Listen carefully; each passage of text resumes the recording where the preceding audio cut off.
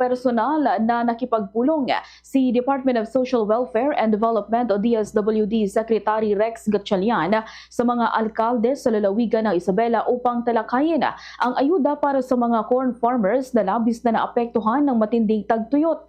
Batay sa tala ng Department of Agriculture o DA, inaasahang maaring umabot sa mahigit 2 bilyong piso ang halaga ng pinsala sa pananim na mais ngayong cropping season kung magpapatuloy ang drought sa lalawigan.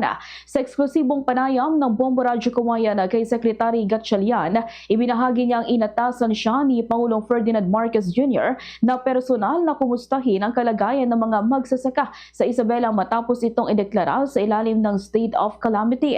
Dagdag pa ng kalihim, pinamamadali ng Pangulo ang pagbibigay ng cash assistance sa mga apektadong magsasaka dahilan upang agad siyang bumisita sa lalawigan kahit holiday.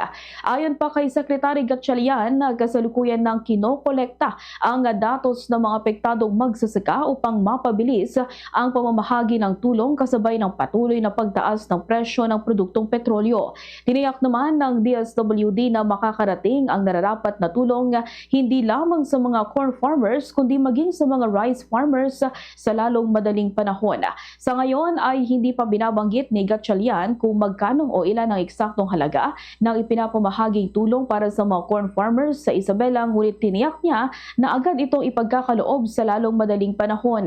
Samantala, kabilang din sa layunin ng kanyang pagbisita ang pagsusulong ng walang gutom program ng Department of Social Welfare and Development, gayon din ang isinagawang payout program na ginanap dito sa Cauayan City.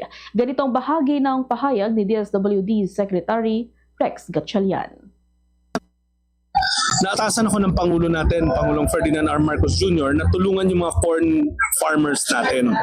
Kasi alam natin na malaking agriculture area ang Isabela at siyempre hindi lang yung mga palay farmers kundi lahat ng farmers gusto ng Pangulo tulungan.